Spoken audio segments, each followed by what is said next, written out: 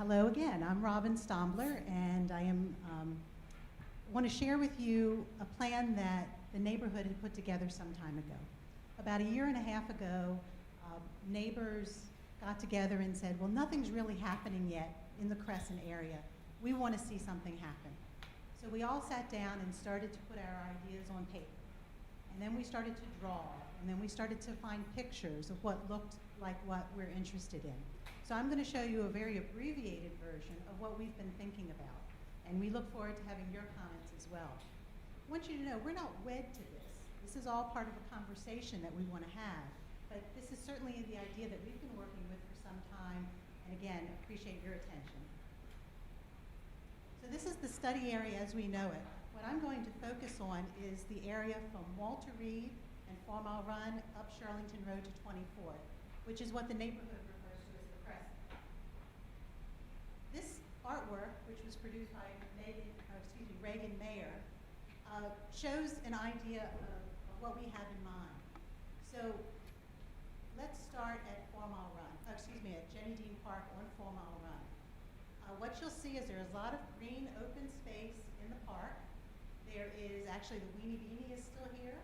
There's a flower area, flower garden, and a small amphitheater has been drawn in for local concerts and presentations, baseball field, child's playground with a water area, sculpture garden, a sportsplex, which has a rock climbing wall, beach volleyball, basketball courts, tennis courts, a large parking area, grassy area, skate park, shelters for picnics, and then let me focus down here.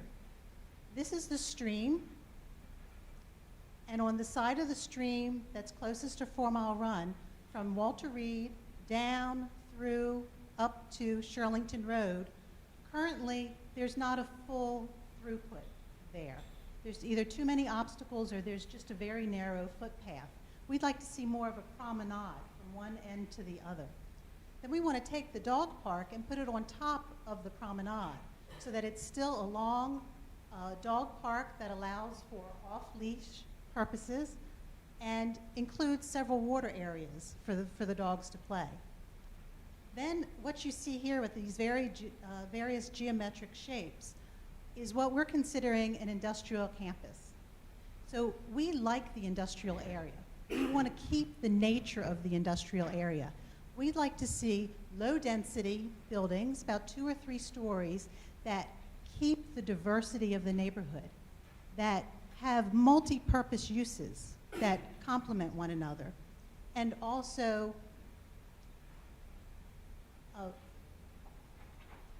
are innovative, that allows for new activities to happen in the area. So for example, we could have one building that has auto mechanics on the bottom level. On the second level, perhaps that's where we have education programs on auto mechanics or the next generation of auto mechanics and batteries.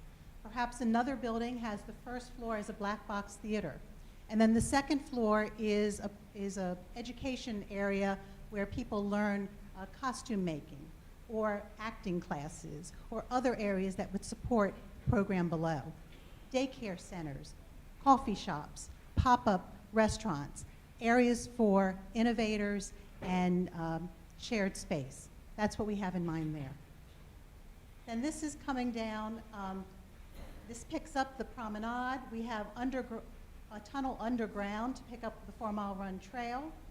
4 Mile Run, we're suggesting as a point of conversation, extend 4 Mile Run out to the access road to 395, allowing for some of the traffic to be alleviated here, and also allow opportunities, perhaps better opportunities for the Vulcan plant.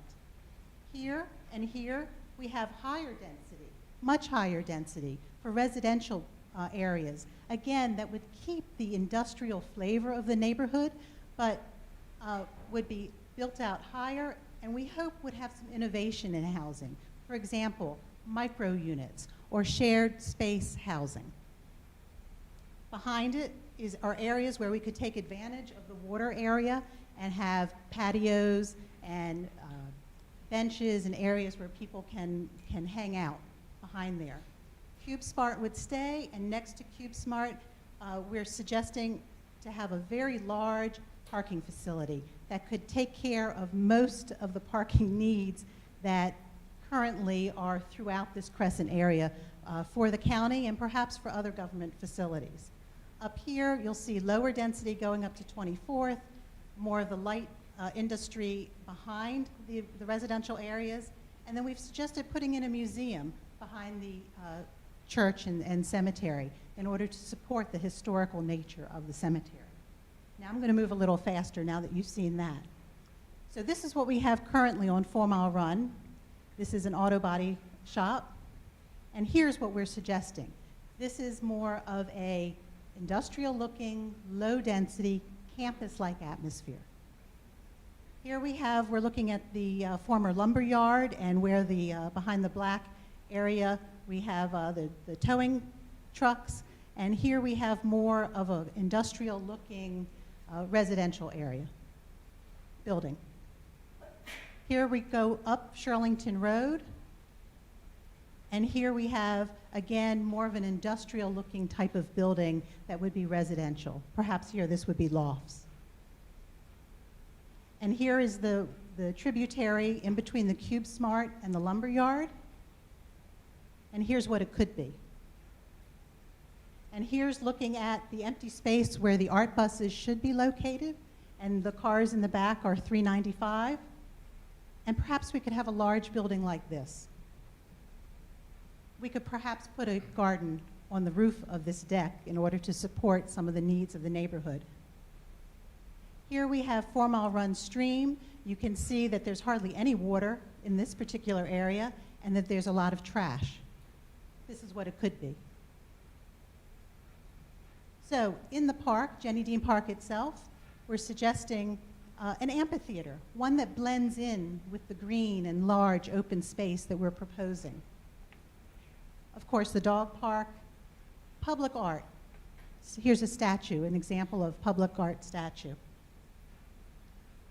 Here we have a promenade, as we've discussed, and an underground, example of an underground tunnel for under the bridge of Shirlington. Basketball courts, rock climbing, and of course a children's playground. And then here we have another section that some people may not have seen. This is actually right on one side of the dog park. This is a chain link fence, and that's actually, I think it's called razor wire. Whatever it is, it's scary. And this is what it could be, the promenade. And this is Jenny Dean Park, and this is what it could be. And this is Weenie Beanie, and this is what it could be.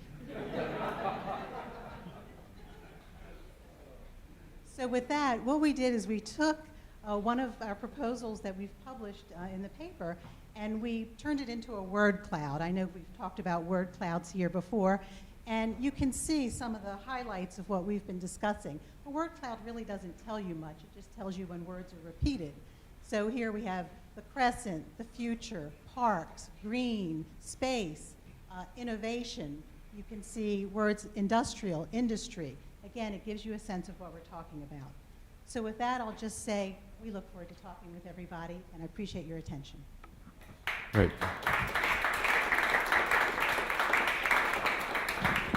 Okay, don't go. I want to see if there are any questions. Actually, I have one. How does the promenade work with the dog park? The promenade would be, so you have the stream, Right. then the promenade, and then we would take the dog park and move it above the promenade. So the promenade would be closer to the stream than the dog park.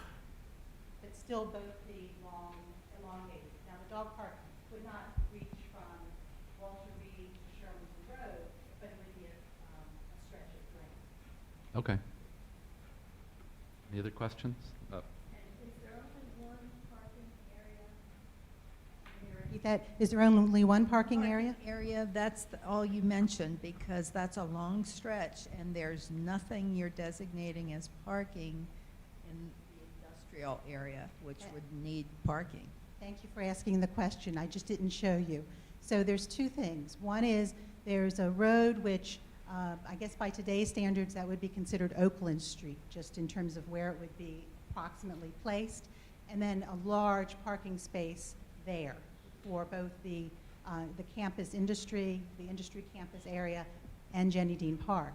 We also, on 4 Mile Run, in order to make 4 Mile Run a little less busy, is we placed parking lines in order to take out, particularly in front of the park, in order to give more diagonal parking in front of the park.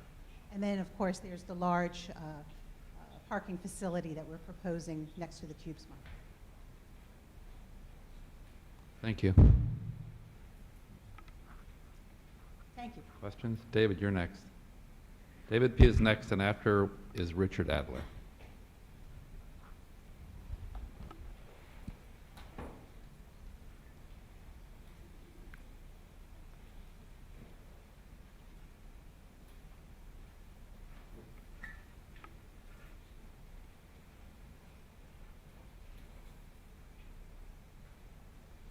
Hey everyone, I'm David Pete. I'm with BM Smith, and I'm here today to talk a little bit about the land just to the west of Wateree Drive, and it's actually 4120 through 4160, and you can see there's a gas station.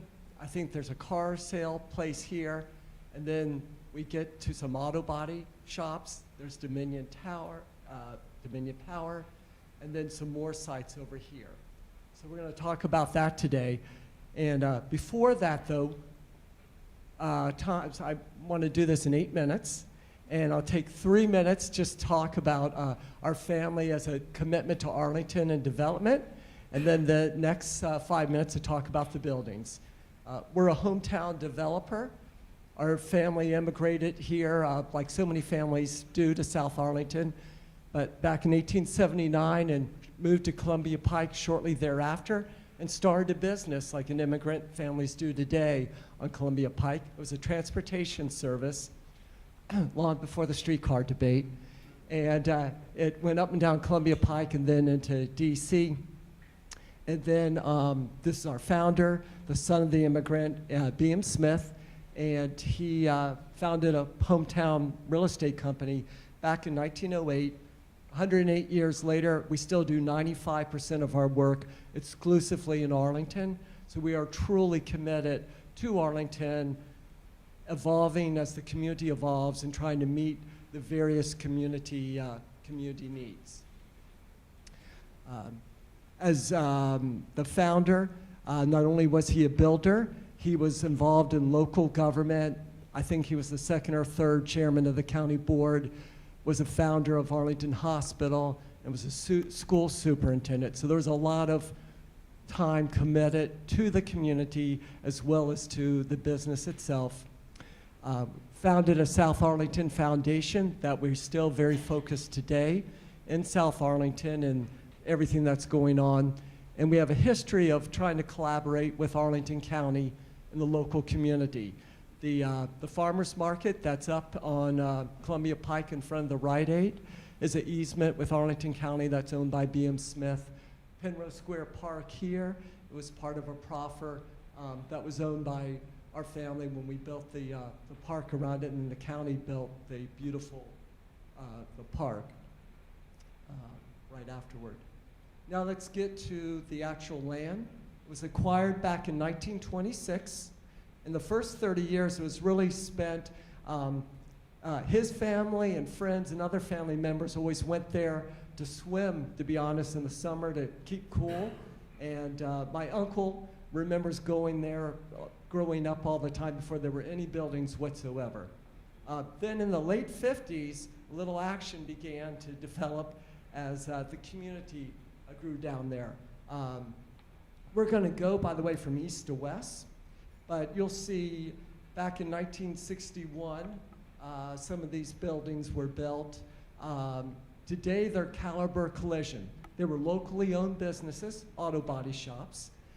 Those auto body shops were bought out by Caliber, it's a regional firm, a few years back. In the back, there's a place called Danny's. You'll see over the years, they tend to different local businesses tend to get bought out by one another, but their leases continue. Then you'll have here, this was constructed in 1957 and 61 for basically warehouse and storage, some service industrial uses. Today, it's a CrossFit, Taekwondo, and forget-me-not for dogs. This was built a little more recently. You can see there's a David's Car Wash, local business, locally owned here, dollar store, and there's a 7-Eleven. And then back here, this was built early on. This is right adjacent to Barcroft Park. You can see there's a Wolf's for dogs and a Curry's a repair shop right around the back. And here's when the leases sort of expire. You can see the first set to the west expires in about 1935. Those are the caliber groups. Then down here, there's another set of leases that expire around 2026. And then lastly, down here, there's some that expire in 2029. So we look at this as planning for the future. And what we'd like to do is, we've already done a survey of the property, trying to understand it a little bit more. We're working with an architect to come up with 2 or 3 ideas or design what it could look like. We want to get a lot of community feedback. Obviously, the county has got consultants that'll have a vision as well, but we figure if we're coming up with some ideas with an architect, we can go back and forth, whether it's light industrial, mixed use, who knows what that future could be as it evolves to meet the county's needs. And getting input along the way is part of the game. I don't know if I made 8 minutes, but hopefully it was close. Any questions? Any questions? I've got one. So you've seen what our schedule is in terms of the options we're going to get from the consulting team. What's your schedule like? We've done the survey. We meet as an ownership group on Tuesday to choose an architect to put together 2 or 3 different looks for people to see. And our hope is within 60 days, they can have something to look at. We can share it with everyone, the consultants, et cetera. And very different. And if people have ideas along the way, I'd love to hear them. I think it's framed work. This is a discussion. It's a journey. Obviously, some of these are, in the future, it's hard to predict 2035, but we'll do our best shot. Yes? Just a question about those leases. So is that as is, that you would not consider changing any of those buildings between now and when those leases would be up? We'd have to buy them out, those leases. So, and you'll see the ones that are the longest, the 2035, they're the ones, it's a group of 2 of them that are just to the east of Dominion Power, okay? And they're the caliber. Then you have Dominion Power, and then you have the others, right? And so it's a commitment sort of we make to the small businesses. Obviously, we could buy them out if that was needed and someone came up with the money for that, et cetera. All right, thank you very much. Thank you. Richard, you're next.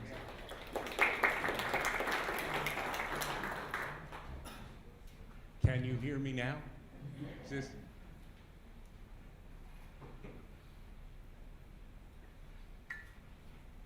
Well, I'm Richard Adler. I'm Vice President of the Shirlington Civic Association.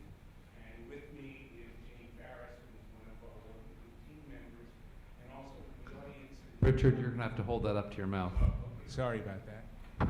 Also in the audience is Eleanor McCann, who is another of our team members. Our president, Edith Wilson, is on long plan foreign travel, but I can assure you she is communicating with us via email.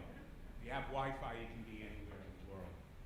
The 4 Mile Run working group has been given a broad and ambitious charter to create a master plan for the improvement of the area. We've decided to focus on a portion of the initiative that we view as achievable near term. That is Jenny Dean Park and Shirlington Parkland which is an invaluable resource in South Arlington and brings enjoyment to both our two-legged neighbors and four-legged friends. The latter, of course, refers to the dog park. We posted a detailed concept paper on our website, ShirlingtonCivicAssociation.org, spelled out in its entirety, which has a link at the bottom for comments by the public. We've already received a good deal of input from the public who visited the site. Our presentation, which Jenny will give, provides a snapshot of that concept paper. And I think the concept paper has some printouts as part of the distribution tonight. Jenny? Thank you. So I'm Jenny Ferris. I just joined the group as an alternate. Judy Hijikata is not able to make the Tuesday meetings, so I'm taking over as an alternate. So as Richard mentioned, we're focusing on the park area. Whoops. Okay, there we go. So one of the main points that we need to make is that Shirlington residents care very deeply about these park areas. It's the closest and most important park area for most of our residents.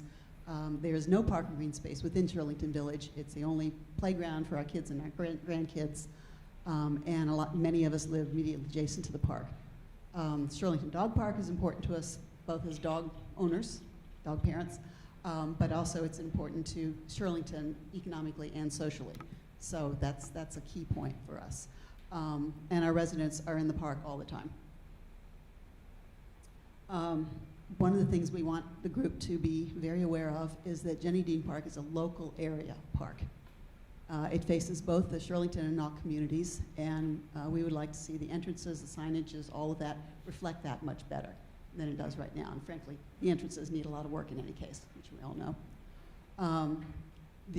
It's a meeting ground for people of all ages, races, incomes, and backgrounds, and we would like playing fields and other things to reflect that.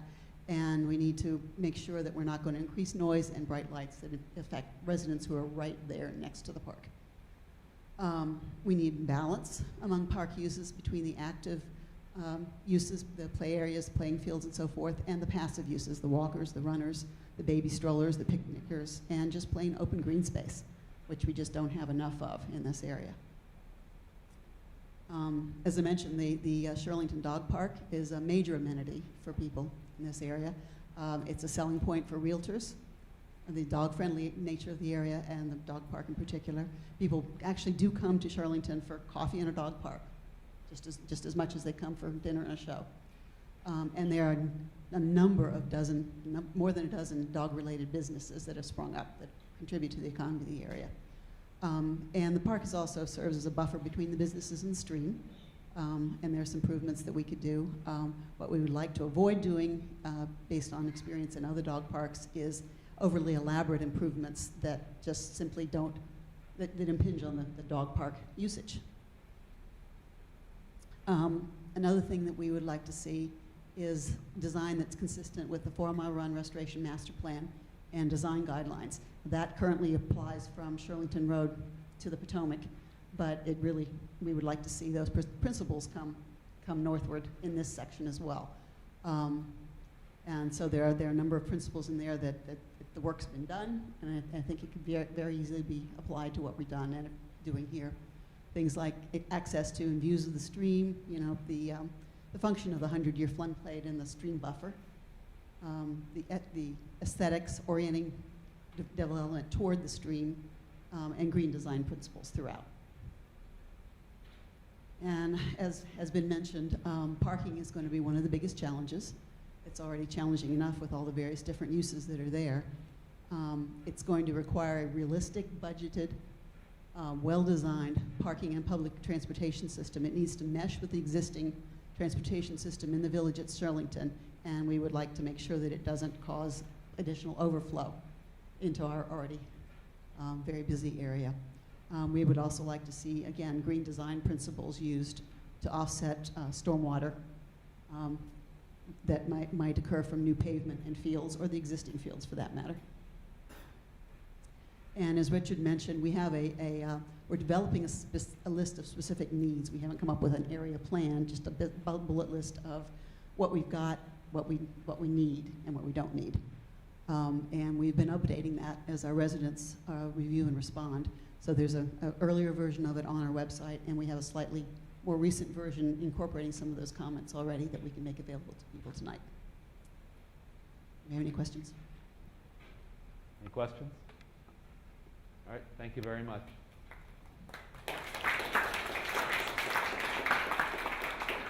Mike Catravanos, you're next. And then Jeff Seaton, you follow. Appreciate it. Thank you so much. Before we move on, there are some people, we've asked for speakers to sign in at the back of the room. There are some people who may have emailed me to say you're coming to speak, but you still do need to fill out a sheet in the back, so please do that. Thanks. Thank you, Richard. Okay, friends, neighbors, colleagues, working group members, business owners, the Honorable John Vieshtan. Did I miss anyone? I hope not. Anyway, my name is Mike Catravanos. I own Arlington's first production brewery in 100 years. We're located on South Oakland Street. If you haven't had a beer that was brewed in Arlington, I suggest you come out and try one. We're open Thursday through Sunday. Okay, enough of the plug. Let's move on to why I'm here. So I've taken some time over my time here as one of the working group members to meet with a lot of folks individually. If I haven't met with you yet, I apologize. It's running a business and doing this at the same time. You can imagine it's very challenging. Long story short, what I've tried to do is come up with a I've tried to come up with an idea that I pitched somewhat early on. If you've been on the emails or you needed to get added, I'm happy to send this over to you. But I think that I'm trying to knock down a number of things that folks are wanting in kind of a low impact kind of way. So I'm happy to continue here. Richard, if you wouldn't mind, thank you. So needs and unifiers. So I saw a lot of needs when I was talking with folks, a lot of needs, right? But what I was really looking for was unifiers. And the number one unifier, regardless if you're on Oakland Street and you're trying to go park and use the dog park, if you're one of the county folks over at Cultural Affairs, if you're over at the 4 Mile Run Theater, if you're at the AFAC, I can go on and on. Parking is the need. I mean, I think at my last 4 Mile Run Business Association meeting, I had 10 guys there talking about how they've been asking for parking for 30 years. So I guess what I was trying to drive at was, I'm trying to list out some of these needs for you: parks and outdoor space, cycling, dog amenities, transportation, safety, Arlington County functions. Even the county, when I talk with the county, they're like, Mike, we need space. I'm like, of course, everybody does. So long story short there, parking was a really good unifier, and what I was trying to do, I think we can go to the next slide here, and what the Business Association kind of came up with was an idea that they kicked around in 1992, which was, hey guys, let's build a parking deck, right? And the idea was to facilitate a lot of this new use, to facilitate the park expansion. So if we want to expand the park, there obviously has to be more parking for those people, the dog park, et cetera, so forth, to facilitate commerce. Businesses right now are limited by the number of people that they can serve simply because we don't have parking. I'll have, over at the brewery, I'll have, 75 people in the brewery, and I'll have 2 open parking spaces out front of my building. Why? It's because people walk or they park elsewhere. So just to give you a little interesting. And to facilitate growth. So parking is not sexy. It's not interesting. It's not like something that you go, oh boy, I want to go park in that fancy parking deck today. Nobody says this. Somebody in the county probably says this, right? Come on. You guys build this stuff, no? All right, I give up. Well, somebody out there, I'm sure, an engineering architecture firm is all about parking, and they would probably tell you that parking facilitates a lot of these things that people are looking for. So one of the things that I would urge the working group members to do is to not kick the can down the road like we have, to not create problems for our kids, to instead do something that is not sexy but will facilitate the very things that we're talking about doing. Let's resist the temptation to get distracted by shiny things, the disco ball in the room, and put in something that will actually facilitate those things in the future. And I think it's a great unifier, and I think it's a great conversation starter. So my concept is all about building an attraction, okay? I think that one of the things that the Valley has, which is unprecedented in Arlington County so far as I can tell, is we have this low-density area, which is a spectacular view. Now, up until recently, unless you were, in one of the high-rises or worked there every day, you probably had no idea. But this picture in the center here is the view of the sunset from the top of my building. It is quite spectacular, and as you can see, there's not really any high-rise businesses looking that direction. That being said, building an attraction, creating a vibe, promoting arts, fostering business, and improving safety, I think that all of those things can meld together. And one thing that New York has done really well is the successful New York High Line. I don't know if folks have seen it, but it is a fantastic elevated walkway. And I believe that the point of this presentation is not to give you a piecemeal answer. That's what the group is going to do. But what I'm trying to do is get the creative juices flowing. And one of the things that I loved about the High Line is that it does all of these things. It is an attractive, it creates a really cool vibe, it promotes the arts, it fosters new businesses in a capacity to which people are interested, and it improves safety. So I think that if we can knock down as many of those stones as we can together, it sounds like a great idea to me. So I know I was talking about, okay, hey, look, what's the path forward, right? I think, actually looking at a parking garage location that we all can agree upon, because I'm sure that we all have many opinions on that. Another one, I'm calling this the Arlington Airwalk. So that was my fun. I mean, honestly, I think Richard should name it, is what I think should happen, so Arlington Air Path, whatever. But I think you could have bicycling on there. I think you could have a number of cool, interesting things, pop-up arts, all kinds of cool stuff along it. And I've just notionally drawn in a route here. So the idea was to start out and address the cycling issue with the crossing there, come across that dangerous intersection with an elevated structure that effectively runs along the RPA, the edge of the RPA, and masks out the rear side of the businesses. And this would allow people to take in that wonderful view, which is just about 25 feet in the air. It's really quite spectacular. And at some point, you'd have to have access points. And in my mind, that's where the new businesses that folks are looking for would kind of gravitate, as they have in the New York City High Line. The other thing that I think needs to occur is the green roof incentives. So this has been done across the United States in so many counties you couldn't shake a stick at it. But when I talk to the business owners in the area, everybody would be more than happy to do something like this if there was some sort of incentive to do so. And in my mind, if you have a beautiful High Line with the gorgeous view and everything, I'd like to extend that across the rooftops of the businesses, which they've done in New York. It has worked very well there. DC is doing this currently. Alexandria is doing this. I don't see why we couldn't do this. And then the other thing which I would propose is facade incentives. Many of the business owners, landowners that I talk to have absolutely no issue. I'm talking to the biggest one across here in doing these sorts of things, and I think that from the business association perspective, everybody would be very open to that. So, looking at what we can do to improve building exteriors would be a fantastic experience. So with that said, does anybody have any questions? You can ask me about beer. No questions about beer? Come on, guys. It's a great, great product. Thanks, Mike. Thank you.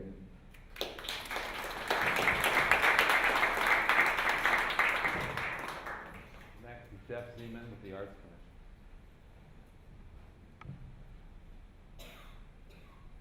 Thank you, and do you have the device? I hear it. Hard act to follow, the Arlington Airwalk. I love it. But there's some synergy here with this. I'm with the Arts Commission, and there's an enormous need in the county for a central unified arts district. We have 250,000 people. We have literally scores of amazing arts organizations, some of whom are represented here tonight. And there's not one central place in the county that's really a visible, known arts locus for the arts, center for the arts. So given that enormous need, enormous hole in Arlington, frankly, why is this the logical choice to consider placing it? Well, 2 reasons. First of all, there's already critical mass.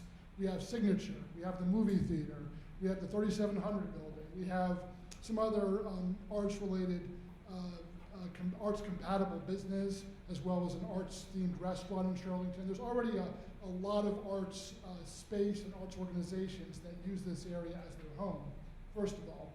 Second of all, it's really the only place in Arlington I can think of where there's a real industrial vibe, which is compatible with development of the arts. You couldn't really build an arts district out of scratch in some place highly developed already like Clarendon or Roslyn. You need an area with raw spaces, open spaces, buildings that could be converted into artist lofts or studios and so forth, and theater space, raw theater space. And really the 4 Mile Run area presents the perfect opportunity to create this kind of arts district in the area adjacent to the park.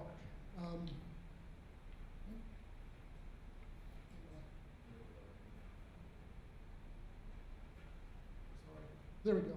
So I have a lot of specifics in this presentation, but don't focus so much on those. These are just kind of illustrative ideas of what an arts district could include and look like.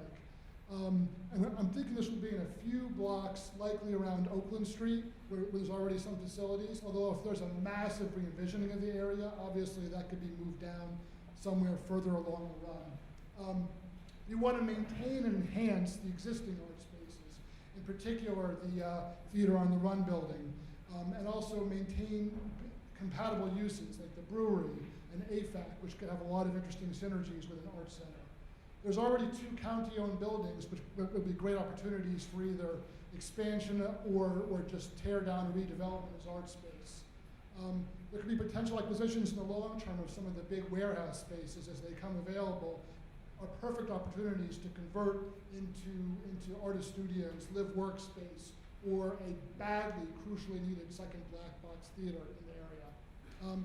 And this would be accomplished through a combination of county acquisitions, but also zoning changes to incentivize developers to create arts-friendly spaces. I'm going to speak about this very quickly because other people can speak to it better, but it's absolutely crucial that we preserve the current 3700 building for arts uses, or at the very least, if it's not preserved, replace it with an even better facility. This building, if you go there on any weekday night, any weekday night, I think too, it's absolutely jam-packed with arts groups in every single corner. It's unbelievably heavily utilized. It's really the only facility that actually houses a high volume of arts organizations in all of Arlington. There's one barely adequate theater there which needs to be expanded. Ideally, we'll add a second theater somewhere in this district. And as part of any arts district, we would want to see some of the same things other folks are calling for. Better signage, better ingress and egress in this area, public art in, on, or around this area. We want to satisfy the need for a permanent, stable, dedicated home for the arts in Arlington, for arts organizations in Arlington. And as others have talked about already, this is a great place to focus public art in. A few of the ideas I had, for example, Arlington has no one signature piece of art. When you think Arlington, at least I do, I don't think of any one particular building or signage or monumental landmark. Arlington is really devoid of these kind of landmarks, compared especially to, say, Washington, D.C. or Alexandria. This would be a great place, given that it's kind of a gateway to Arlington, for a prominent sign or really prominent sculpture or some sort of prominent landmark that people think of when they think Arlington. The county public art master plan has already identified the 4 Mile Run area as a critical area to add public art to. We can really put public art in throughout the area. We can add to the stream area kind of nature compatible public art. We could add to a mural district, painting murals in all these huge industrial buildings we have.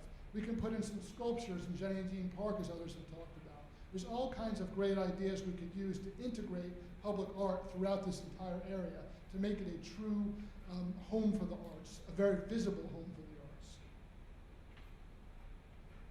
And as part of all this, again, as others have said, improved infrastructure is absolutely key.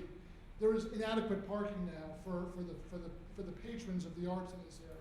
Parking is, I agree, absolutely crucial. And I disagree, actually, that it need be unsexy. This is an area for artists to really make something interesting and innovative. And I mean, I've seen examples of parking decks around the world that are actually works of art. And if it's a creative arts district, we could really challenge area artists to create something that's both beautiful and functional. We can install sidewalks and lighting and street furniture that sort of emphasize this area as an arts district. And critically, we need better visual and physical links to Shirlington, because it's going to be an arts district that stretches across the stream. And right now, there's no really obvious visual pathway or link to Shirlington. The bridge is very obscured, and we want to really connect Shirlington to this side of the stream. I have a few additional thoughts, but essentially, I don't want to take much more time up. These are just some of my sort of, initial ideas after talking to the arts community. But that this is supposed to be really an open process, and we just want to see, in some way, shape, or form, arts becoming a much bigger presence in the 4 Mile Run Valley. Thank you.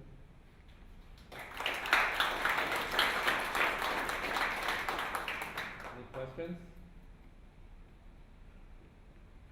Thank you.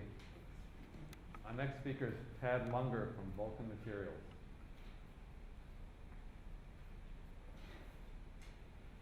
Which is right there.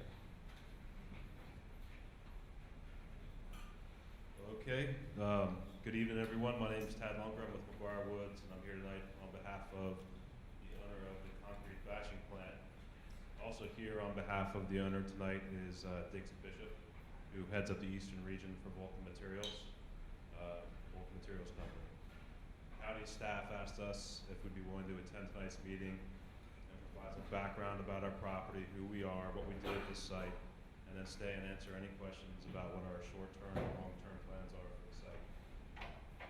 Thanks for inviting us. We're happy to be here and to be part of this planning process. So as you can see from this first slide, our site has frontage on Shirlington Road to the north and what used to be the old W and OD rail line to the south. That's the old rail line there, and that portion of our property actually used to be the rail line, which is why the plant is at this location. Roughly speaking, the first tier of the townhouse community to the north up here sits about 40 feet, sits about 80 feet above sea level, and the grade breaks south through our site to about 40 feet at the southern edge of our site. Here, actually, not at the rail line, 40 feet lower right there. To the east and west are industrial warehouse uses, and to the south of us is 4 Mile Run. The total site area is approximately 133,000 square feet, so we're just over 3 acres of land. So, as you can see from this slide, the general land use plan calls for quote-unquote service industry uses here, which are industrial uses, and the site is located within an old M1 industrial zoning district, consistent with the county's existing policies for the site. Our use is an existing vested use that goes back many, many years. In fact, we're coming up on our 100th anniversary doing concrete work here in the county. Next about 10 years, 15 years. And so, as you can also see, we're located right in the middle of this existing planned industrial area with an area of service commercial planned just to the north of us, right there in the lighter shade pink, which presumably was planned as a transition to the low-medium residential areas further up the hill to the north. So that's the general context of our site, and with that I'll turn it over to Diggs to kind of give you a sense of who Vulcan is, what their operations are, and how they do business in Arlington County. Thank you, everyone. Glad to be here tonight. set the record straight. I love parking garages. These are our product almost all the time. Probably the only one here. What I thought I would do tonight is just give you a basic primer on what concrete is, how we make it, kind of what you see on the outside of our plant, what's inside that facility, and hopefully leave you with the knowledge of why it's absolutely imperative and vital that concrete facilities, not just this one, have to be in the markets that they serve. We've been on this site since the late 30s, and concrete, as you may know, is the world's most abundant building material.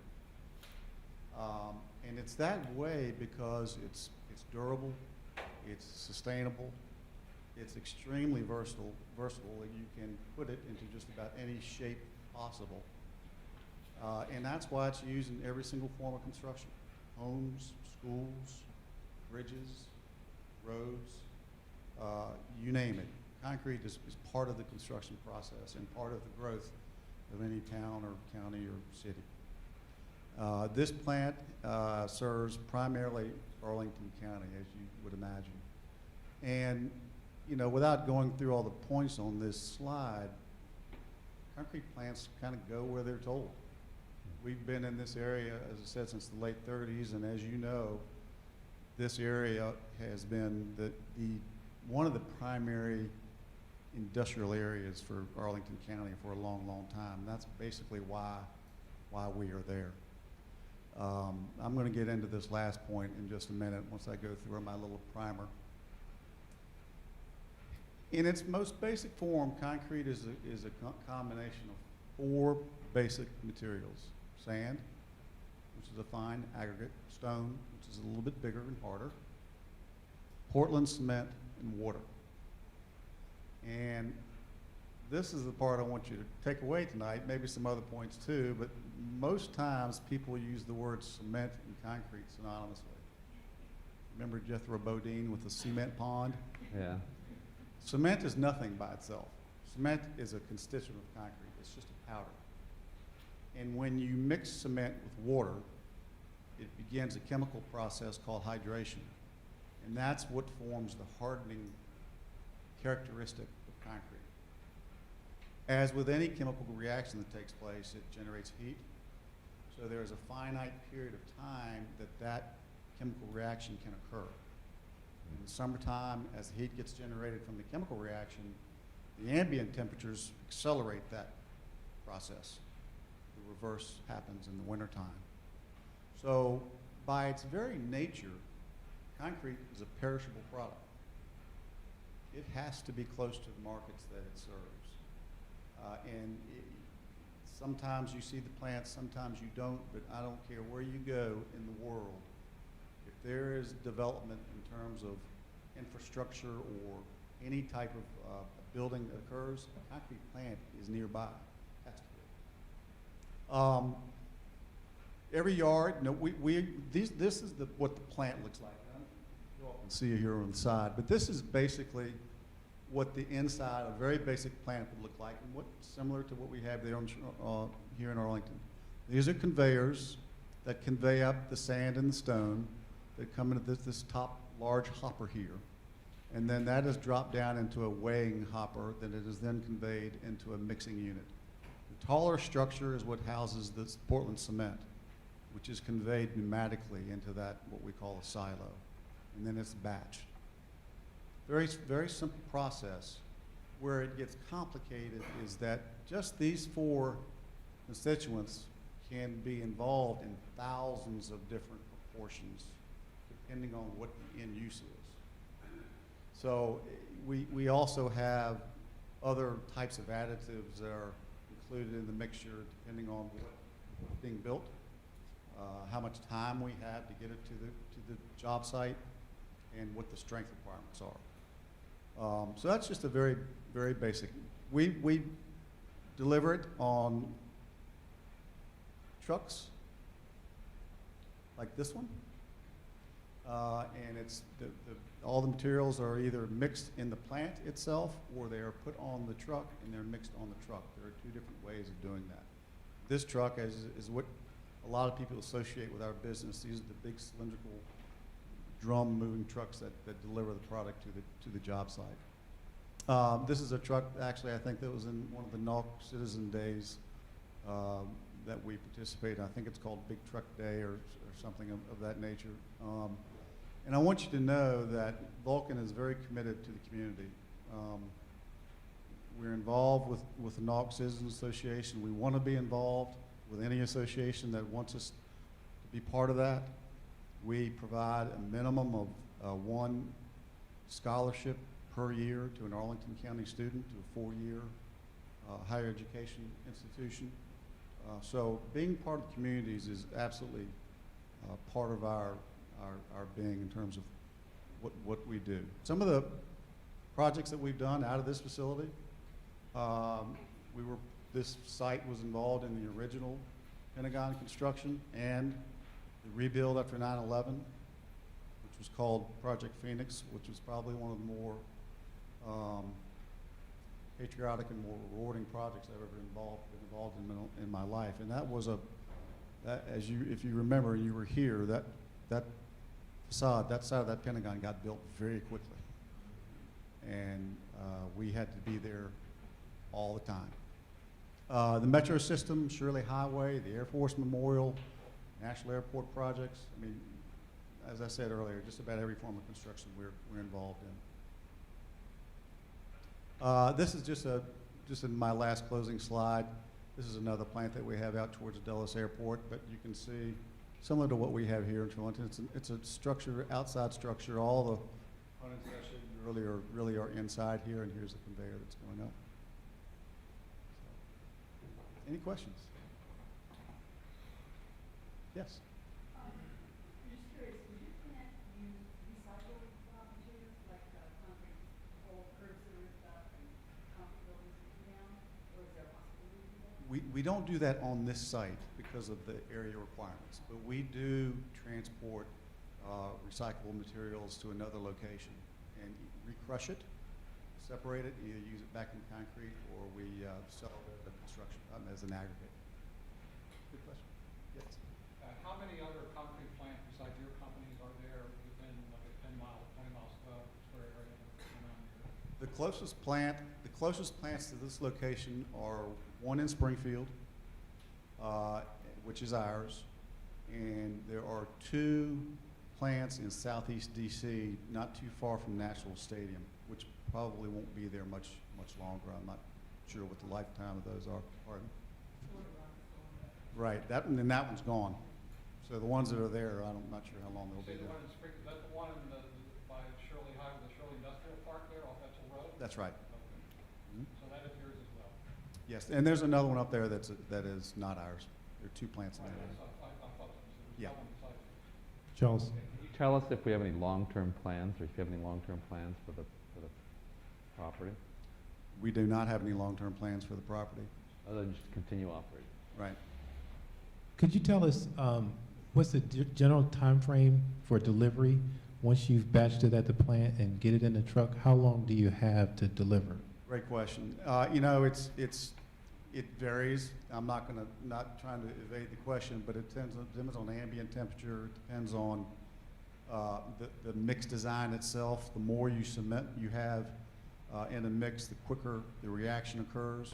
But typically, if you get to an hour in this type of construction market, you've passed the point of no return. And usually specifications require that it's off the truck. From the time water and cement interact, it has to be off the truck within an hour. It's a pretty common specification. Robin? So it's a function of time and distance. Thank you for your presentation. Assuming that you were going to be here in 5, 10, 15, 30 years, what do you find is the greatest challenge that you have in this current location? You know, our business, you know, when we have these facilities that have been there for so long, and communities get built around them. The biggest challenge is making sure that we are part of the communities as they come up around us. That's a big challenge, because a lot of people don't want us there, even though we've been there for so very long. So we've got to make sure that we have enough outreach for folks to know that we're part of their growth that people do want in the counties, and while maintaining a presence that's required. Mike? Can you share with the group how many local folks do you employ or do you know? Out of this facility? On any given day, it can be up to 50 folks, but I think we probably have about 35 to 40 that are permanently scheduled out of that location, somewhere around there. And that can vary depending on the amount of business that's required in the market in general. And that doesn't include, I mean, every building site now is using a local truck, so with them, We can't hear that.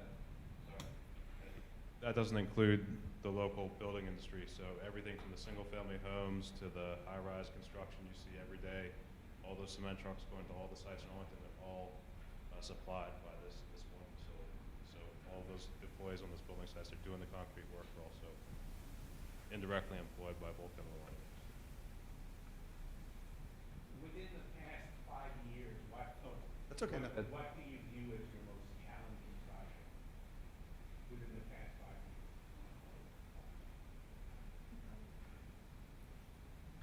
I could almost say they're all challenging in one respect or another. It is the construction business. You know, the last 5 years, I don't know that, you know, I think it's kind of been the construction types that are going up now involve buildings that want to go up faster. So we have had to design mixes that enable contractors to be able to turn floors, if you will, faster and faster and faster. And a lot of what we do is the design work, the engineering that goes into providing the mix that enables that to happen. David, do you have a question? You need to make this the last one on this topic. We have to move on. How many concrete trucks do you have? Out of this facility, it's about the same as I answered, about 30, 35, I believe, that are assigned there, give or take. All right. Thank you very much. Thank you.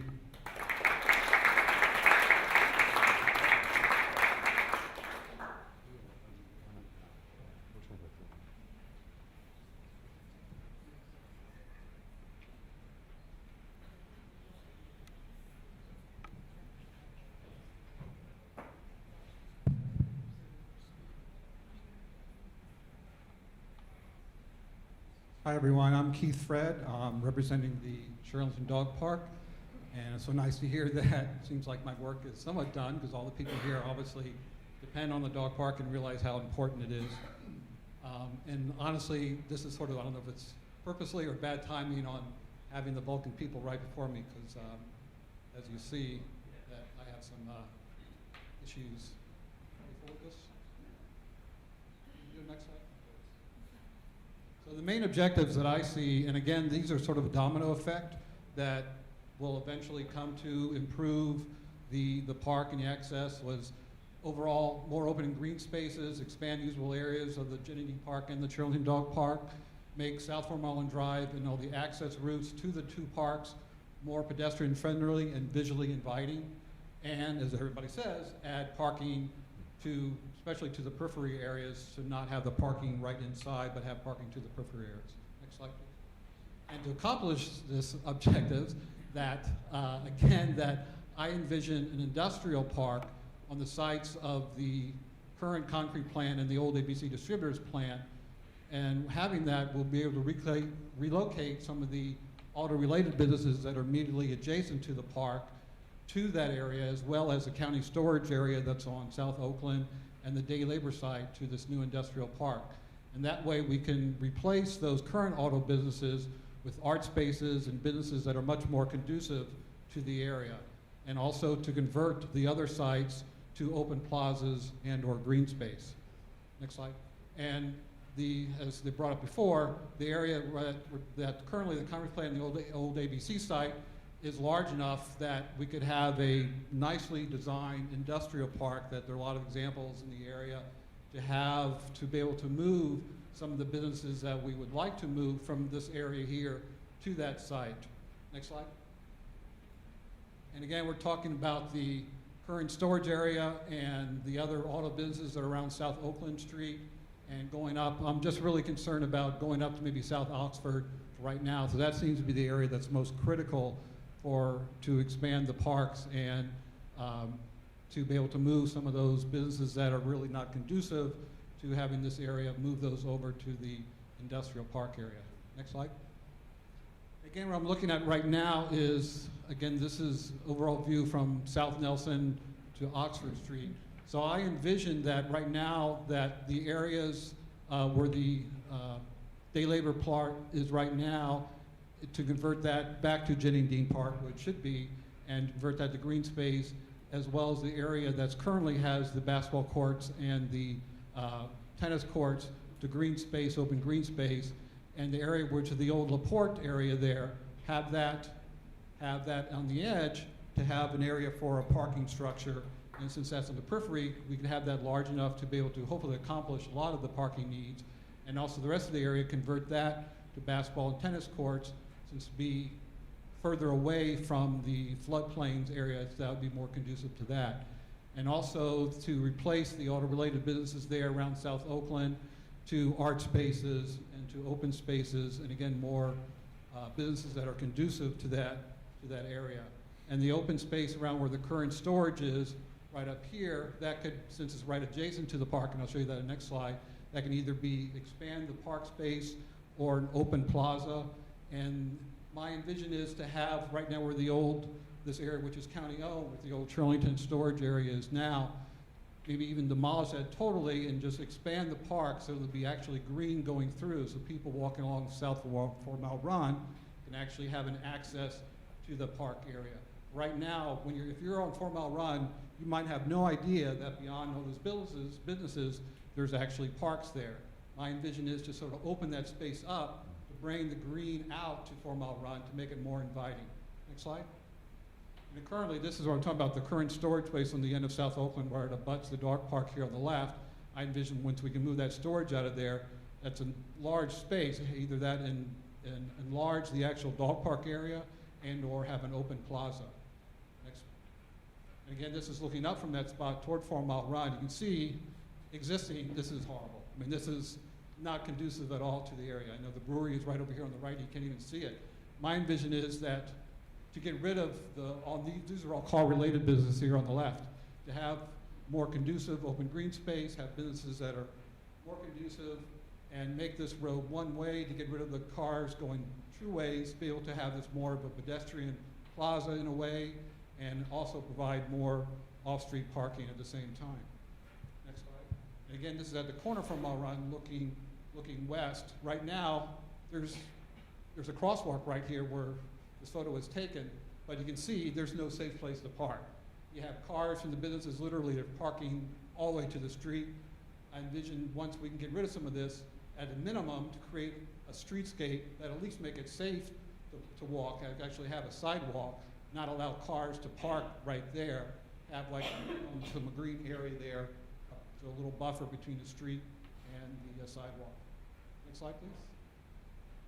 Again, getting back to the dog park itself, that, I don't know, somebody, I think the first presenter had mentioned about creating something adjacent to the dog park from the stream. Well, this is like, right now, this is a choke point right below Oxford Street. Again, this is the auto business place here, and they're using that as storage for their car equipment, whatever. And there's a fence right there, and just to the right is the actual end of the park, and right below that is the embankment down to the stream. If you go next slide, you see this is a reverse view of that. So right now you have this fence, and you can see that there's tires and auto parts, all this, that are literally right against the dog park. And it's not very conducive, it's not safe. And the park itself ends right there on the left. So this is a major choke point we have currently in the dog park. Next slide. And this also shows the same problem looking there, the erosion problem that needs to be corrected. Where this old wooden fence there, when I first started going to the dog park, probably about a decade ago, there was a good 4 to 5 feet of land beyond that old wooden fence before it goes down. You can see because of various storms and erosion, most of that fence is gone, and this whatever's left, that'll be gone very shortly. As you can see, so if something isn't done soon about the erosion problem, that we're going to lose the new fence that's on there, and it's going to encroach more on the actual trail of the park. Next slide. Again, this is just a little further down. You can see the damage that has been done through erosion that's coming right up to the existing park. So obviously there's no physical space if somebody had planning on having an additional walkway between the stream and the existing dog park. Any other questions or comments? Any questions? Thank you.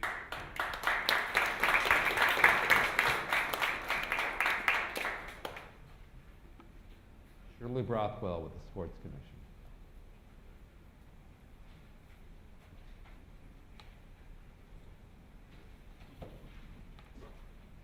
Is this on? Testing, testing. Thank you, everybody who has presented before me. I wanted to tip my hat to the people who've actually thought creatively about what the area could look like. don't have that particular gene in my body, so I'm always impressed by people who can imagine possibilities.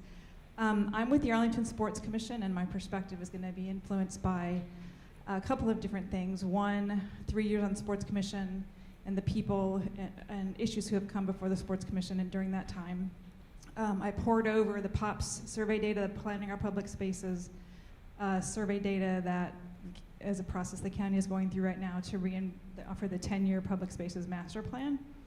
I think we got some information at an early meeting about that survey and the forums they've had and kind of the data collection process they're going through. So I looked at some of that data.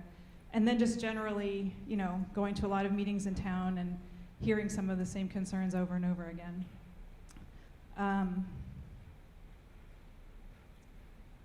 Richard, is this going to work?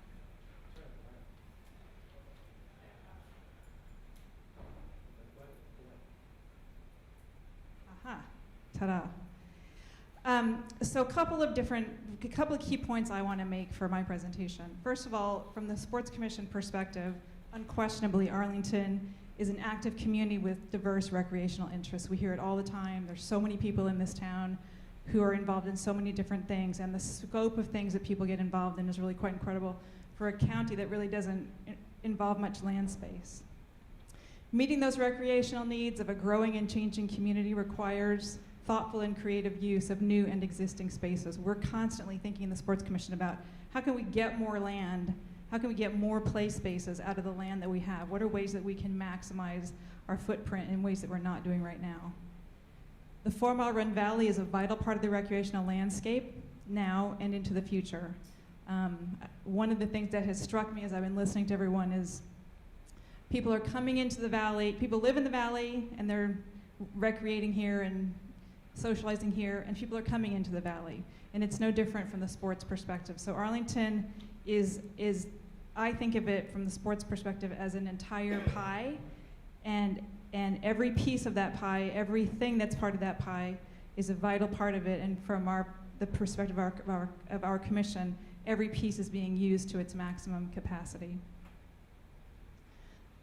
So right now we have an impressive array of recreational facilities in Arlington. It's really quite amazing. These are just a few. 89 miles of bike trails, that's a lot. I wouldn't be able to bike that. There are probably people who could, but I wouldn't want to bike it. 44 outdoor basketball courts, 7 fitness rooms in 15 centers, 44 rectangular fields, 35 diamond fields, and 19 combination fields, 85 tennis courts, and 5 half tennis courts, 3 indoor swimming pools, and 1 outdoor regional pool. That's just a selection, because I could only fit 6 pictures on the slide. So we have a lot of stuff that we get to do in Arlington, and it's a great addition to the community. I'm a data geek, I'm an auditor, so I think of the world in terms of surveys and statistics and things like that. So I'm not going to bore you with all this, but the one point I'm trying to make here with this slide, that's Arlington's population broken down by age. We've been growing, we all know that. We're slated to grow even more. They're projecting that we're going to be at 283,000 people by 2040. The demographics are changing over time a little bit, but when you're talking numbers, you know, small percentages of big groups is a lot of extra people needing things, I guess. The two big demographics that I want to point out in this slide are the 25 to 34 age range. 27% of the population is in that age range right now, and 45 to 64 is another 22%. A little more than half the county is under 35 years of age, so that's a lot of people who are probably very active and probably have a lot of things that they would like to be doing outside. Changing age groups, a little bit of change, growing under age 5, and in those two demographics that I previously cited, those are the age groups that are on the uptick. So the POP survey went out and got about 1,400 responses back from the community about the kinds of needs that they have for outdoor recreational space. The big winners, the big needs, I guess I would say, paved and multi-use trails. That's anything that's paved for biking and walking, that kind of thing, along the regional trail there along 4 Mile Run Drive. Hiking trails, that's my favorite one. I don't really know how you can hike in Arlington, but 75% of people want to hike in Arlington, so it's interesting. Swimming pools, 63%, exercise fitness equipment, 60%, playgrounds, 40%, and on down. That doesn't include the big takes. I'm mostly focused on the kinds of things that are relevant to my commission, sort of active play. So obviously the nature centers and that kind of thing were big winners in the POP survey, but that wasn't really what I was focusing on. I'm not trying to ignore them, just not where I'm coming from. These next two slides, I'm not going to go through them in detail. The working group members can if they wish to. But what I did with the POP survey data was take a look at the averages and then take a look at the results for those two big demographics that I talked about. So the survey respondents were disproportionately older. Probably not surprising, people who maybe have time on their hands and are more inclined to answer surveys than people who are busy, I don't know, running around households or something like that. But anyway, the needs of the older generation disproportionately affects the average. So it's important to take a look at the needs identified by age group because it changes a little bit. And so for those two big demographics, what I looked at it and what I found was that respondents over the age of 35, between 35 and 54, consistently had a higher need for sports and recreational related activities than the average in the survey. So that's kind of an important theme. I've always been a little troubled by the survey results, and when I dug a little deeper into it, I found some interesting information. So for example, 63% of the respondents on average said that they have a need for a pool, but at the 35 to 44% age range, it's 81%. 35% of the respondents said that they have a need for rectangular fields, but at the 35 to 44 age range, it's 58%. So when you're looking at the largest demographics in the county and how we meet those people's needs, I think it's important to be aware of what those people need at their age range. So again, you can look through the data, everything that's up here, those large demographics had a higher need than the survey average. And they're almost all sports related. Interestingly, one of my favorites, in terms of programs needed special events, the survey on average about 57%, but people under the age of 35 said 70%, so I like that. So from the Sports Commission perspective, constant themes that we hear when people come and talk to us. Demand for recreational services and facilities consistently exceeds the supply in the county. Survey and other information show that current capacity is not enough to meet growing demand. Facilities suffer from overuse, maintenance resources are stretched thin, facilities cannot be taken offline without causing significant disruption, and the system cannot easily accommodate new interests. I'm going to go into that a little bit more in my next slide, but I think the notion of capacity is really important. We have a lot, but it's not enough. People are using it very heavily, and not everybody can be accommodated by what we have. So it's a very challenging area that DPR faces, how to accommodate all the needs of everybody fairly in a county that obviously has some space constraints. Some additional kind of factoid information. Youth sports registrations have expanded from 2010 to 2015 by 45%. for DPR and league-run sports activities. Children are oversubscribed, classes are oversubscribed, and children are turned away from some programs. An average of almost 800 kids are waitlisted every single time that the county opens registration for gymnastics and aquatics classes. Arlington has fewer gyms, practice fields, skate parks, and park-based restrooms than benchmark communities elsewhere. Lighting fields would expand capacity. We could play longer into the evening, but nobody wants lighted fields in their neighborhood. It causes a lot of consternation in Arlington. So if we can't get more space, what do? We squeeze more teams and participants into the spaces that we have, meaning that each team gets to practice less and play less. So the kids are getting a less ideal experience than what they need to perfect their sport. Our fields are used 2 to 3 times more often than recommended, and they don't last as long. So for example, field at Yorktown's already being replaced probably 10 years earlier than we expected. Limited maintenance on the remaining facilities. County doesn't have tons and tons of people to go around and take care of all these fields. Means that a lot of our facilities are really not usable. So we have an inventory, but we can only really use part of that inventory. And when we close down a field to fix it or to rebuild it, we have to put all those kids or adults using those fields somewhere else, and that just exacerbates capacity on another facility. This POP survey asked participants what kinds of needs do you have that are currently unmet or partly met. The survey was broken into outdoor space, indoor space, and programs and activities. And so I just threw the top ones up there, and a lot of them are sports related. It's worth delving a little deeper into the survey results, and I'm sure that the consultants will do that. But interesting things to me, particularly indoor sports, is probably the top indoor need. Maybe not a lot of disabled people need access to classes and things like that, but when you do and we don't have any, that's a problem if you're a disabled person. So that's another thing that I was interested in looking at in the results. So from the Sports Commission perspective, we are going to try to contribute our ideas to this process. Couple of things I want to throw on the table that we've talked about. Multi-use fields, indoor sports facilities, vertical capacity, and public-private partnerships. So a multi-use field is something that you try to use, obviously, for multiple sports. This is an example of what one would look like, where you have a rectangular field in the center that's lined off for a couple of different activities, and then 2 baseball diamonds on either corner. Obviously, not everybody can be on the field at the same time, but one of the things that's true about sports is that they have different seasons, so you can use it primarily, for example, for a diamond field activity in one season, and then for a rectangular field activity in another season. And maximize the use of your land area. We've also talked about trying to free up demand on our outdoor fields by adding indoor space, and we've talked about trying to accommodate some unmet needs by adding indoor space. So the idea of a field house is something that we've considered. This is at the University of Delaware. A field house is basically, a field with a roof over it, but it can be so much more than that.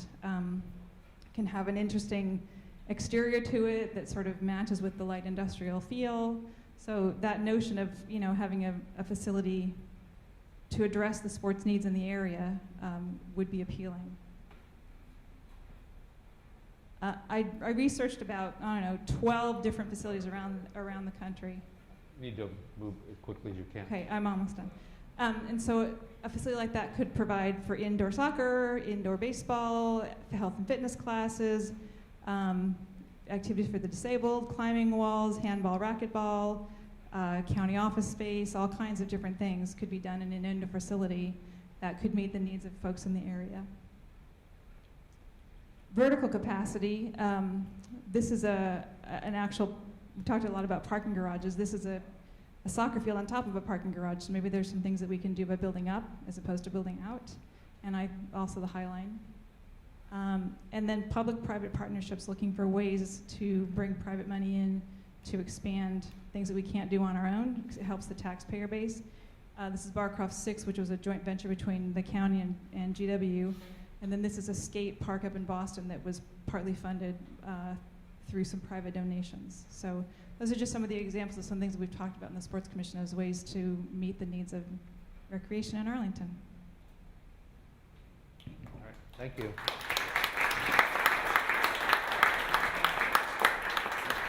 Any questions? Not Nora, you're next.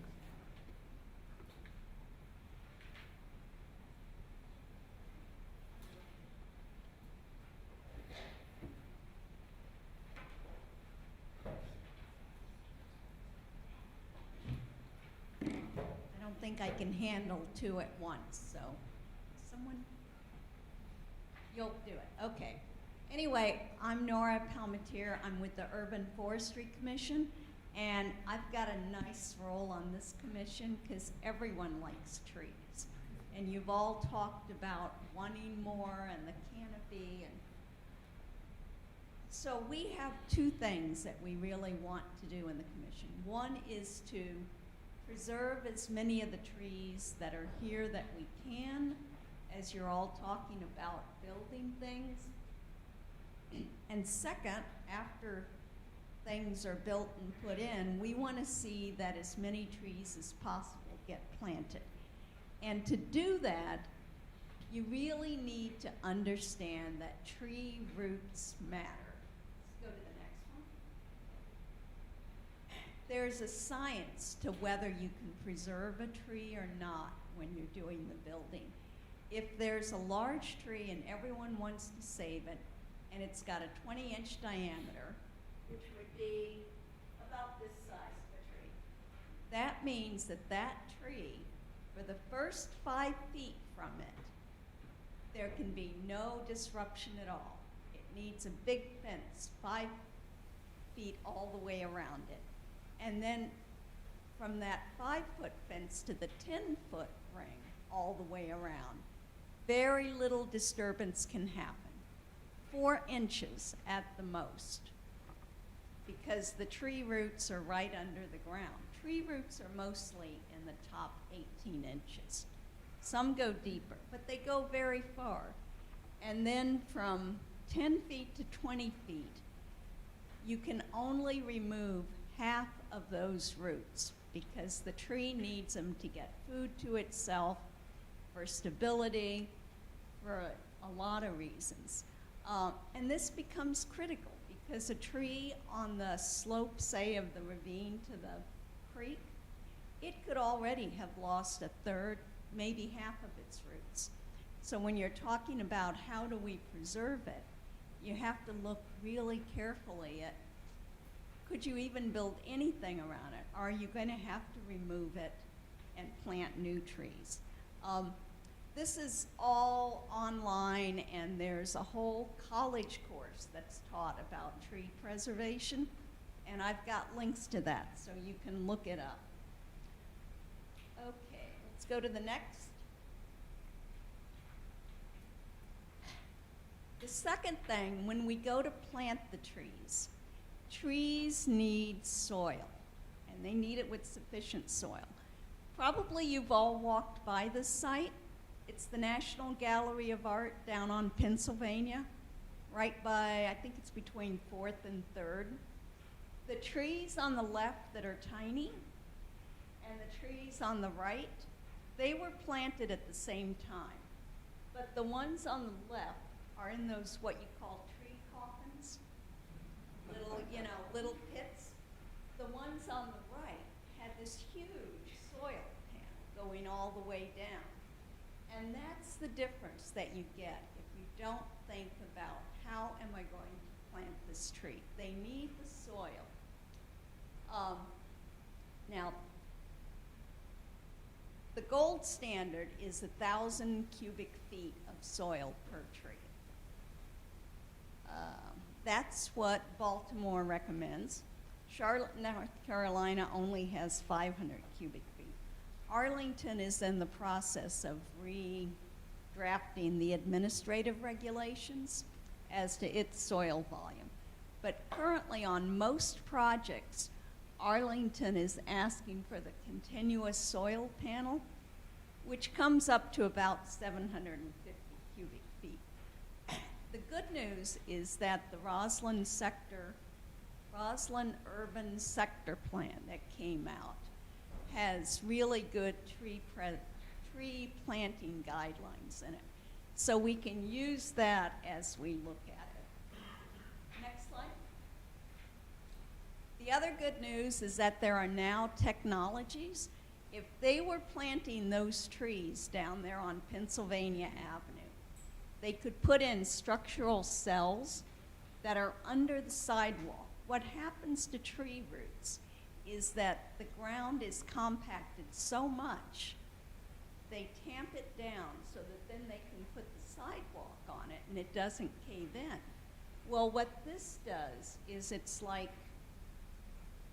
strong infrastructure under there so that there's lots more soil, there's room for the tree roots to go under the sidewalk without pushing them up so that you trip over them. And there's a lot of great new technologies. The cons about this and why most developers don't automatically put it in is because it costs more. You have to plan ahead, and it takes more to decide how are we going to get our utility wires in there. What about the pipes? It's a lot more technical. The positive side is that your trees grow a lot larger. They are able to absorb more storm water, so you can save money on storm water management, and they reduce air pollution. And it really pays off. And what I'll be doing on the commission as we look at this is bringing forth ideas that, yeah, wouldn't it be great to have trees growing on top of the parking garage? But where are you going to put the roots? Oh, I know a technology that could be used, and looking at this area. So, next slide. So anyway, as you're planning and we're looking at things, just think about trees and how they would fit in with the priority. And what I hope that this group does is whenever we begin to plan, what do we want the street to look like? Instead of saying, oh, we want it to be tree shaded, we want to put in things that are similar to the Roslyn sector plan, that we would like sufficient soil volume of X cubic feet. We would like to see suspended sidewalks so that there's room for tree roots, how many trees we want on the block, etc. Because it's the details, you know, that are so important that will drive what happens here. And my other particular complaint is, you know, when they show you all these lovely architectural drawings of what the building's going to look like, and they show you a tree 30 feet high standing there, it'll take at least 20 years to get there. But also, just raise your hand and ask them, what's below the ground? Where are the tree roots going? So, next page. But just thank you for supporting trees, and this is online. You can get a really good report on, because I know a lot of us are facing developers in our own little neighborhoods, a good discussion on what it takes to preserve trees in development. And then our county urban forester has written a really great blog that describes tree planting in the county and how it can be done. Okay, so that's it.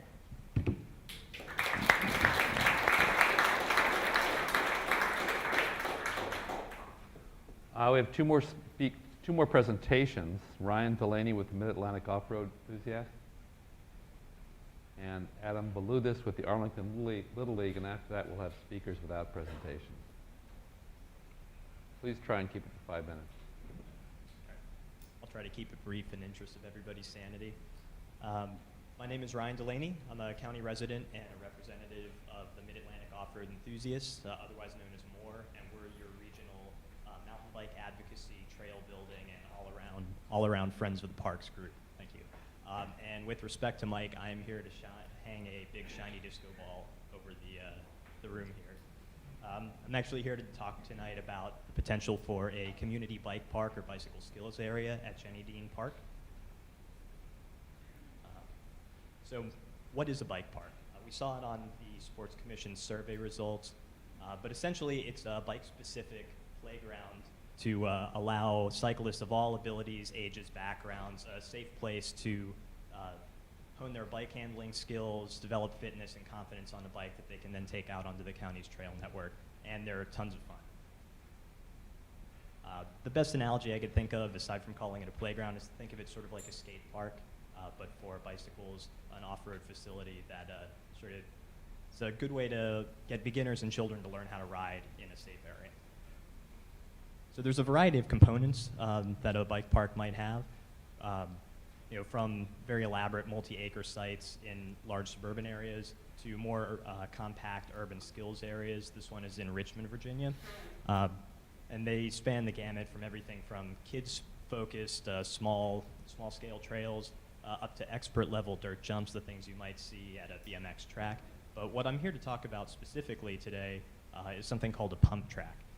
You guys may have heard of these. They're essentially a self-contained loop, a small trail with bank turns and small rollers or mounds that allow riders to navigate the track without pedaling by pumping the bike up and down with their upper body.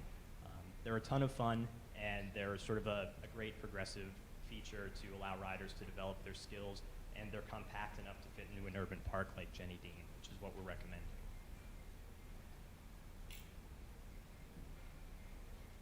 Gloss over some of the other elements. This is part of a much longer presentation, but try to keep it short.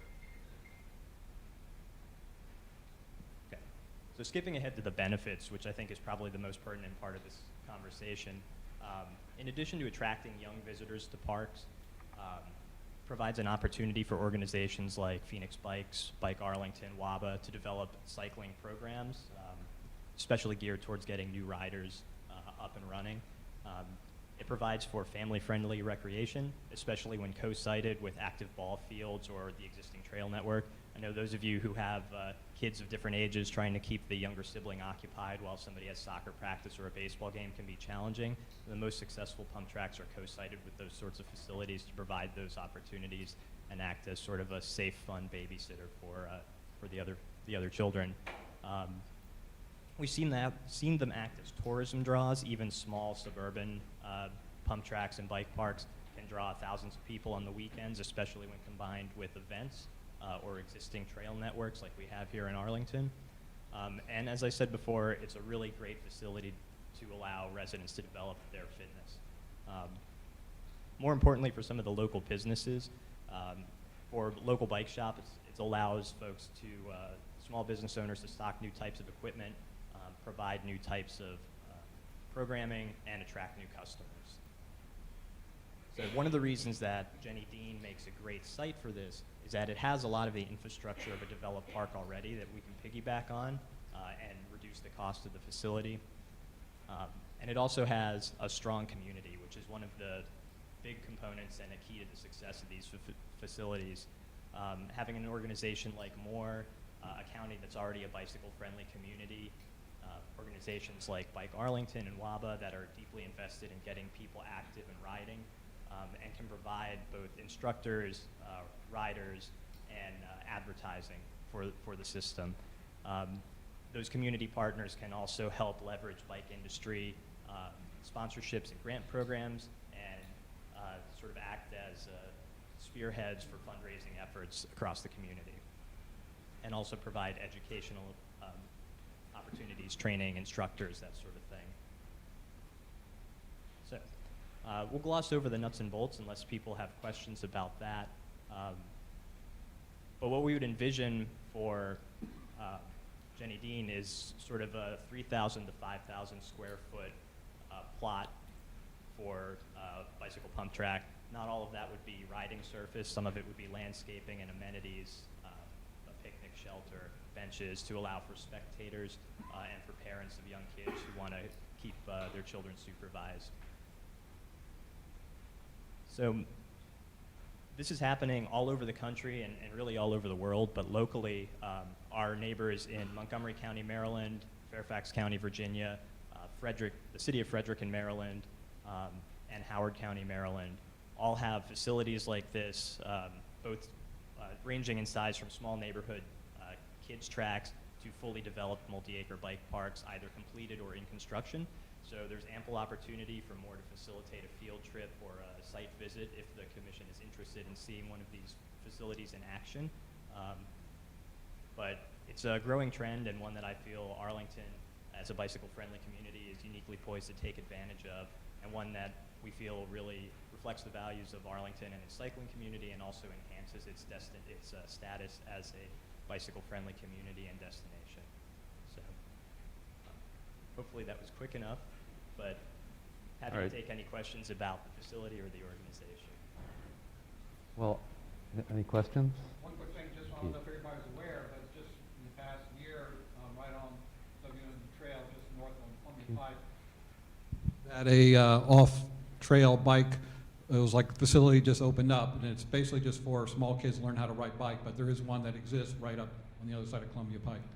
Yes, we're aware of that one, and what we're proposing with the pump track is much more of an active recreation facility and less of a miniature street or safety course, which is what I believe the one above right at Columbia Pike is. So they would serve complementary but slightly different purposes, and this one may have a broader appeal for established cyclists as well as beginners. Ryan, could you tell us where the parks are in Fredericksburg and Gaithersburg and Howard County? Sure. Just for the record, don't do it now, but I'm going up to Frederick next weekend, so I want to go see it. The one in Frederick is right by Family Meal. If you're stopping. Help me. Give me an address. Absolutely. I'll touch base with you. after Okay. the meeting. Thank you. Any other questions? Thank you. Fairfax actually has 2 or 3, depending on how you look at it. There's one currently under construction at Lake Fairfax Park, immediately adjacent to the skate park at the top of the hill there.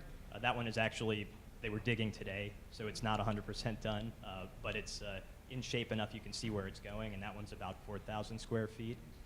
There's a small neighborhood track at Brookfield Park that is adjacent to the Cross County Trail and access through there. That one is much more geared towards youth. And at Mount Vernon District Park, down in Alexandria in the Huntington area, it's not a pump track, but it is a flow trail, one of the elements that we glossed over because it requires a lot more forested acreage than what we have to work with here. But that one is up and running as well and actually accessible by bike from this area if you're up for a ride. Thank you.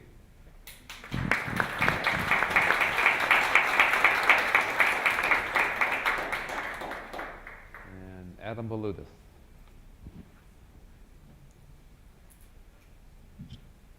All right, thank you all very much for this opportunity. I'm with the Arlington Little League. I'm the president of Arlington Little League. Our focus is largely on the baseball fields at Jenny Dean. My focus personally on a secondary note is on the New District Brewing Company. I'm with Saycraft, so if we can do a product swap sometime and continue this conversation, that'd be great. I've been told many times that brevity is not my strong suit, but I'm going to try really hard and get this done by 9:10. There we go. Brief history of Arlington Little League. We're part of Little League International, congressionally recognized, largest youth sports organization in America, founded in 1939. We were founded locally here in Arlington back in 1986. So we just celebrated our 30th anniversary. I believe we're a microcosm of the county. We are diverse. We have lifelong residents. I'm one of those lifelong residents of Arlington County. I have memories of practicing on the Jenny Dean baseball field at the age of 10, learning how to run through first base and break down my steps and look to the right for an overthrow. I believe our growth mirrors the growth in Arlington Public Schools. And we're also, I know there's Arlington Babe Ruth and Arlington Travel Baseball. We're proud to speak in solidarity with those organizations as well. Arlington Public Schools enrolled just over 22,000 students in 2011 and 2012 school year. This year that's up to 26,366, and they're projecting 31,893 at almost 32,000, almost a 10,000 student growth over 15 years. We enrolled in Arlington Little League 1,041 players in 2012. We're up to over 1,400 this season. So we're expanding by close to 100 players every year. And we are, just in case the emphasis isn't clear, we're running out of places to put all those children. this is just a visual representation of that growth. You see on the, I don't know, my left from my right, but on the side closest to me here, that's the track that Arlington Public Schools is following, and you'll see the visual representation of 100 players more pretty much every season on Arlington's fields.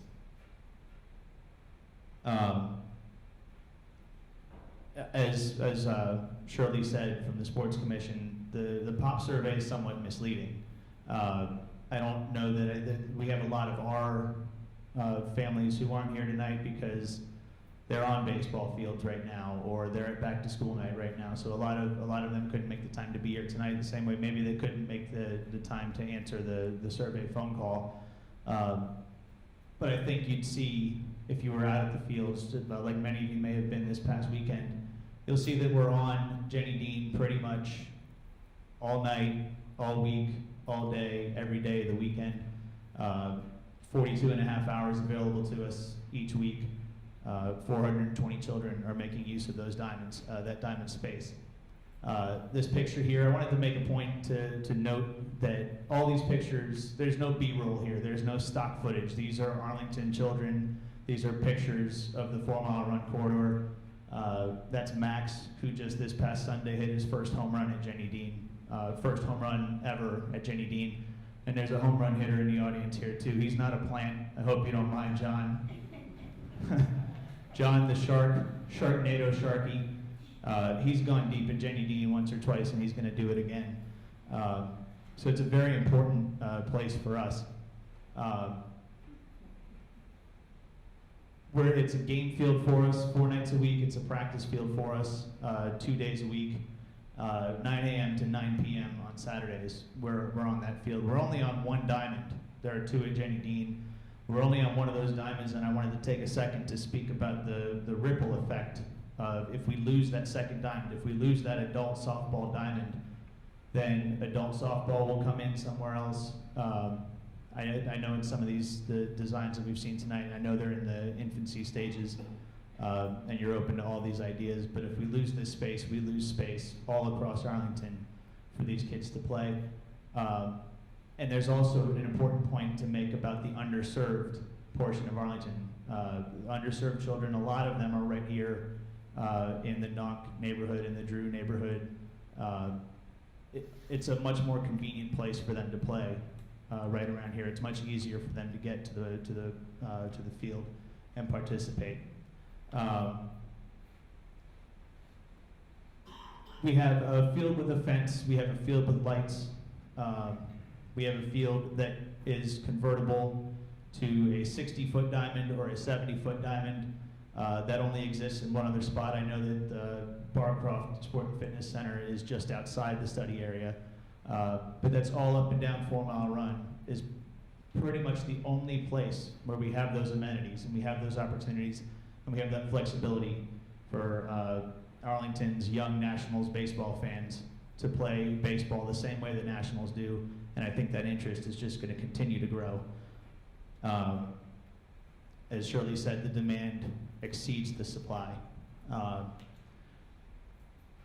2/3 of our participants are not yet at the age that would use Jenny Dean, so I think we can see that demand continue to grow and not stabilize over the next 5 to 10 years. We don't, in Arlington Little League, we don't make a practice of breaking child labor laws. We just thought it was a cute picture. We don't just play on the fields, we take responsibility for daily maintenance on these fields. We're raking the field, we're turning over the field, we're pulling the weeds on the field. And we paid in 2008, we paid close to $5,000 to resod the field, put in new soil. The county has done a lot of that work as well to keep the field flat and graded and to keep it a quality place to play. We have experience with the beautification in this area. We'd like to continue to help. We'd like to preserve what exists. And we like to be good neighbors in that sense. We'd like to continue to help. We can improve what's there without disturbing what's there, and that's largely our vision. the growing number of Arlington children, they need places to play, they need places to exercise, they need places to work on their physical fitness. We can't lose fields even for a short period of time. We'd like to join forces with you. We'd like to be partners in this.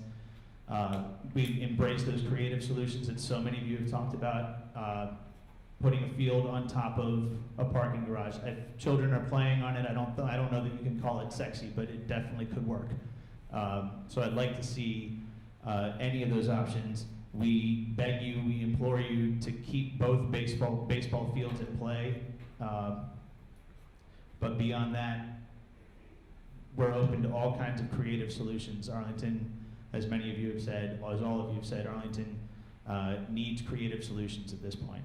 So thank you for your time. Thank you for this opportunity. I don't know if you have any questions, but I know that my turn